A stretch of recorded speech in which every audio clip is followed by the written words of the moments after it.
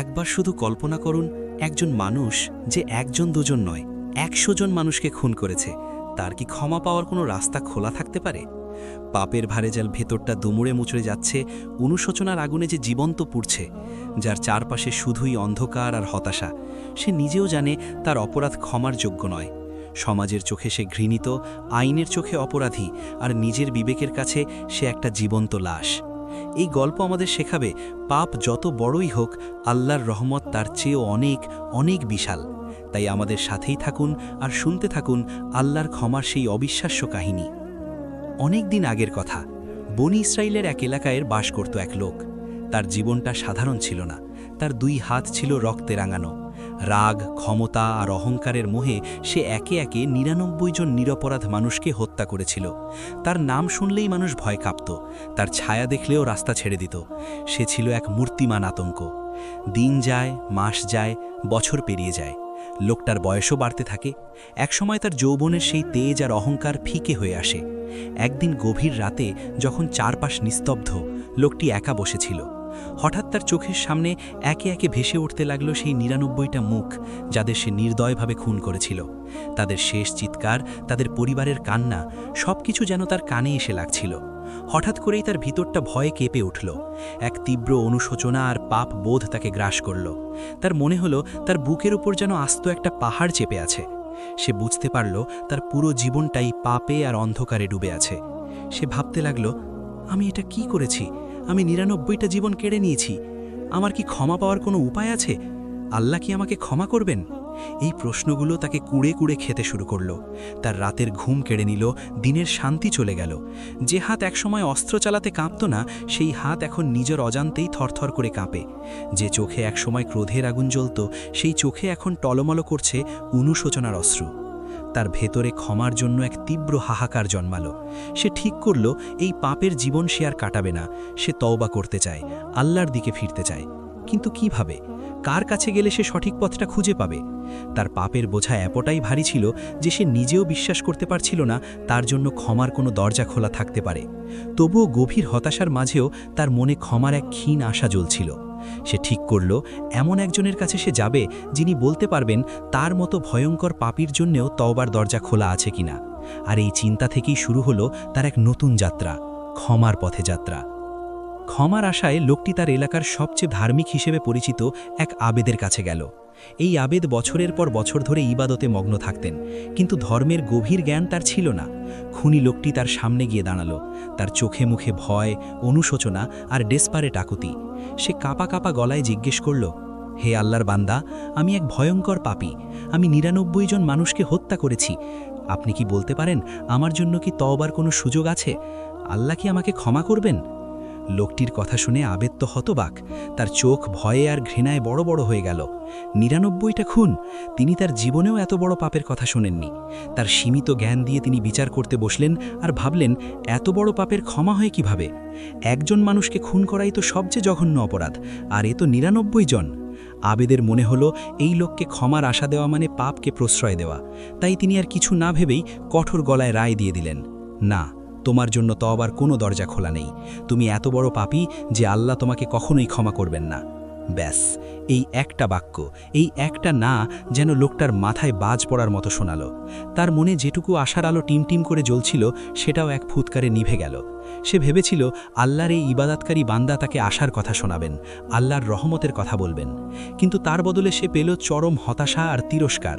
তার মনে হলো তার ফিরে আসার সব পথ বন্ধ। যে অনুশোচনা তাকে আল্লাহর দিকে ফেরাতে চেয়েছিল, সেটাই এখন রূপ নিল ভয়ঙ্কর ক্রোধে। সে ভাবল, আমার যদি ক্ষমাই না হয়, আমার জন্য যদি জাহান্নামী লেখা থাকে, তাহলে আর বেঁচে থেকে লাভ কি?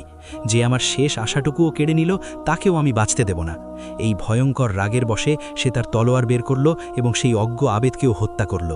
খুনের সংখ্যা এখন ১০০ পূর্ণ। সে এক পাপ থেকে বাঁচতে এসে আরও বড় পাপে ডুবে গেল। তার পাপের বোঝা এখন আরও ভারী।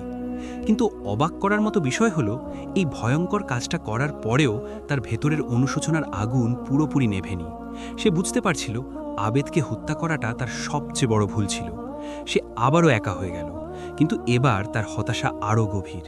সে বুঝতে পারল শুধু ধার্মিক হলেই জ্ঞানী হওয়া যায় না, তার এবার এমন একজন মানুষ দরকার যার কাছে কেবল ইবাদত নয়, আল্লাহর রহমত আর দ্বীনের গভীর জ্ঞানও আছে। তাই 100 খুনের পাপ মাথায় নিয়ে সে আবার বের হলো, এবার পৃথিবীর সবচেয়ে বড় আলেমের সন্ধানে।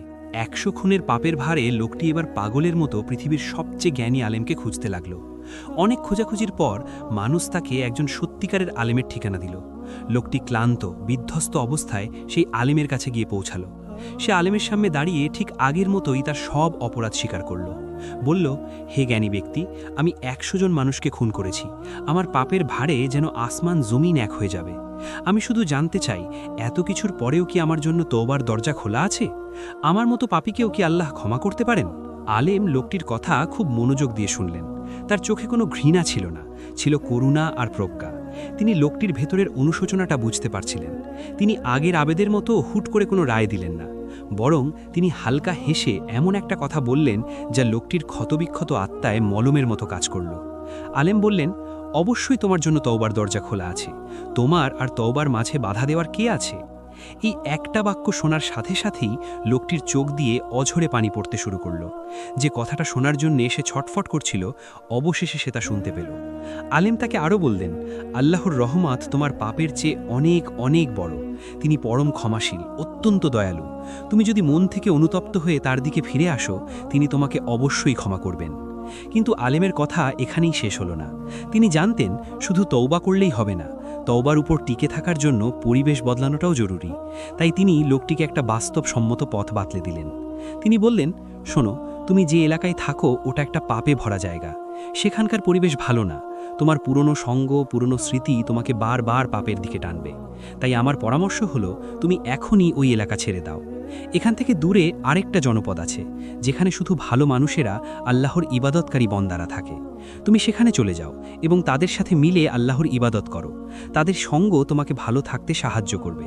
আর কোনোদিন তোমার পুরনো জায়গায় ফিরে যেও না। এই কথাগুলো ছিল লোকটির জন্য এক নতুন জীবনের হাতছানি। সে শুধু ক্ষমার আশ্বাসই পেল না, বরং কিভাবে ভালো পথে টিকে থাকতে হবে তার একটা পরিষ্কার রোডম্যাপও পেয়ে গেল। আলেম তাকে বিচার করেননি, বরং একজন পথহারা মানুষকে পরম মমতায় সঠিক পথ দেখিয়েছিলেন। এটাই হলো একজন আবেদ, অর্থাৎ শুধু ইবাদতকারী, আর একজন আলেমের, জ্ঞানীর মধ্যে পার্থক্য। আবেদ তার আবেগ দিয়ে বিচার করে পথ বন্ধ করে দিয়েছিলেন, আর আলেম তার জ্ঞান আর প্রজ্ঞা দিয়ে নতুন পথের দরজা খুলে দিয়েছিলেন। লোকটি আর এক মুহূর্তও দেরি করল না। তার মনে নতুন করে আশা জেগেছে। সে আলেমকে ধন্যবাদ জানিয়ে সাথে সাথেই সেই ভালো মানুষদের দেশের দিকে রওনা দিল। তার মনে একটাই লক্ষ্য, আল্লাহর ক্ষমা অর্জন করে একটা নতুন জীবন শুরু করা। নতুন জীবনের আশায় লোকটি ভালো মানুষদের রাজ্যের দিকে হাঁটতে শুরু করল। তার শরীর ছিল ক্লান্ত, কিন্তু মন ছিল দৃঢ়। দীর্ঘ পথ, অচেনা রাস্তা, কিন্তু তার হৃদয়ে তখন এক অন্যরকম স্পন্দন। প্রতিটি পদক্ষেপে সে অনুভব করছিল সে তার অন্ধকার অতীতকে পেছনে ফেলে আলোর দিকে এগোচ্ছে। সে হাঁটতে থাকল, ঘন্টার পর ঘন্টা, দিনের পর দিন। একসময় তার খাবার ফুরিয়ে গেল, পায়ে ফোসকা পড়ল, শরীর একেবারে ভেঙে পড়ল। কিন্তু সে থামল না। তার চোখের সামনে শুধু একটাই ছবি, সেই ভালো মানুষদের গ্রাম আর আল্লাহর ক্ষমার আশা। কিন্তু আল্লাহর পরিকল্পনা ছিল অন্যরকম।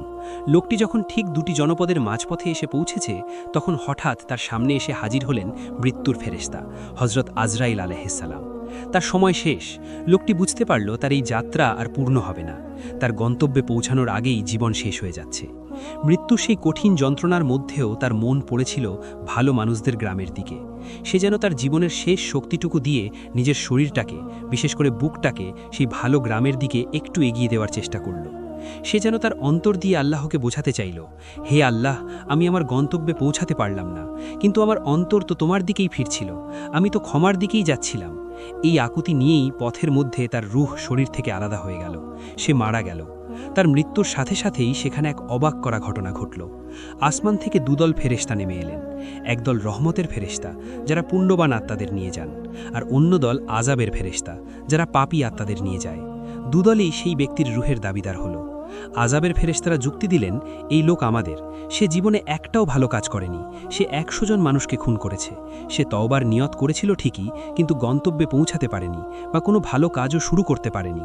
তার খাতা পাপে ভরা, সুতরাং তাকে আমরাই নিয়ে যাব। অন্যদিকে রহমতের ফেরেশতারা বললেন, না, এই লোক আমাদের। সে খাঁটি মনে তওবা করে আল্লাহর দিকেই ফিরে আসছিল। সে তার পাপের ভূমি ছেড়ে ভালো মানুষদের সঙ্গী হতে হিজরত করছিল। তার অন্তর অনুতপ্ত ছিল, আর আল্লাহ তো বান্দার নিয়ত দেখেন, তাই সে আমাদের। দুদলের ফেরেশতাদের মধ্যে বিতর্ক শুরু হলো। কেউ কাউকে ছাড়তে রাজি নয়। পরিস্থিতি এমন পর্যায়ে গেল যে এর সমাধানের জন্য স্বয়ং আল্লাহ সুবহানাহু ওয়া তাআলার হস্তক্ষেপ প্রয়োজন হলো। যখন রহমত আর আযাবের ফেরেশতাদের মধ্যে বিতর্ক থামছিল না, তখন আল্লাহ সুবহানাহু ওয়া তাআলা তাদের মাঝে একজন ফেরেশতাকে মানুষের রূপে বিচারক হিসেবে পাঠালেন। সেই ফেরেশতা দুদলের যুক্তি শুনলেন এবং একটা প্রস্তাব দিলেন। তিনি বললেন, আপনারা দুটি জনপদের দূরত্ব মাপুন। তার মৃতদেহটা যে জনপদের বেশি কাছে হবে সে সেই জনপদেরই লোক বলে গণ্য হবে। যদি সে তার পুরনো পাপের শহরের কাছে থাকে তবে তাকে আযাবের ফেরেশতারা নিয়ে যাবে, আর যদি ভালো মানুষদের শহরের কাছে থাকে তবে রহমতের ফেরেশতারা তাকে নিয়ে যাবেন। এই প্রস্তাবে সবাই রাজি হলো। এবার মাপার পালা। জাহিরিভাবে লোকটি তখনও তার পাপের শহরের কাছেই ছিল, কারণ সে অর্ধেকের বেশি পথ পাড়ি দিতে পারেনি। আযাবের ফেরেশতারা প্রায় নিশ্চিত ছিল যে রুহটা তাদেরই হবে। কিন্তু ঠিক তখনই ঘটল সেই ঐশ্বরিক, সেই অবিশ্বাস্য ঘটনা।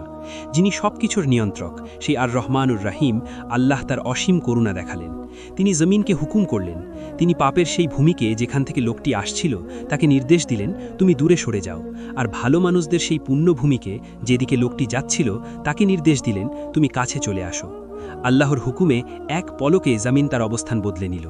এরপর ফেরেশতারা যখন মাপতে শুরু করলেন, তারা অবাক হয়ে দেখলেন যা হওয়ার কথা ছিল না সেটাই হয়েছে। লোকটির মৃতদেহ তার পাপের শহর থেকে অনেক দূরে এবং ভালো মানুষদের শহরের দিকে মাত্র 1 বিঘত পরিমাণ এগিয়ে আছে। মাত্র 1 বিঘত। এই 1 বিঘত দূরত্বই তার ভাগ্য ঠিক করে দিল। বিচারক ফেরেশতা রায় ঘোষণা করলেন, এই ব্যক্তি ভালো মানুষদের শহরের নিকটবর্তী, সুতরাং সে তাদেরই অন্তর্ভুক্ত। এই রায় শুনে রহমতের ফেরেশতারা পরম যত্নে সেই লোকটির রূহ নিয়ে জান্নাতের দিকে রওনা হলেন। আল্লাহ সুবহানাহু ওয়া তাআলা 100 জন খুনিকেও তার আন্তরিক তওবা আর শেষ মুহূর্তের চেষ্টার জন্য ক্ষমা করে দিলেন। তিনি শুধু তার পাপই ক্ষমা করেননি, বরং দেখিয়ে দিলেন যে তার দয়া আর করুণা মানুষের সব কল্পনাকে ছাড়িয়ে যায়। এই অবিশ্বাস্য কাহিনীটি এখানেই শেষ, কিন্তু এর শিক্ষাগুলো আমাদের সবার জন্য। প্রিয় ভাইয়েরা ও বোনেরা, আমরা সবাই কমবেশি পাপে লিপ্ত।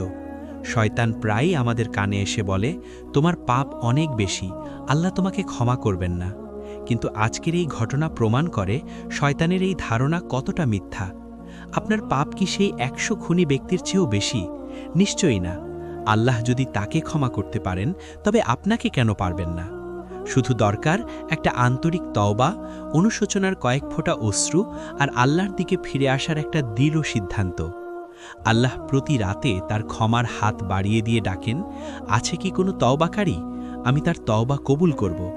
আছে কি কোনো ক্ষমাপ্রার্থী? আমি তাকে ক্ষমা করে দেব।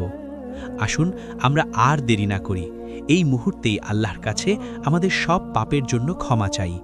আর এই আশার বার্তাকে ছড়িয়ে দিতে ভিডিওটি আপনার বন্ধু ও পরিবারের সাথে শেয়ার করুন। হয়তো আপনার একটি শেয়ারের কারণে পথ হারানো কোনো একজন মানুষ আলোর পথ খুঁজে পাবে। চ্যানেলটি সাবস্ক্রাইব করে আমাদের সাথে থাকুন, যেন আমরা ভবিষ্যতেও এমন শিক্ষণীয় গল্প আপনাদের সামনে তুলে ধরতে পারি। আল্লাহ আমাদের সবাইকে ক্ষমা করুন। আমিন।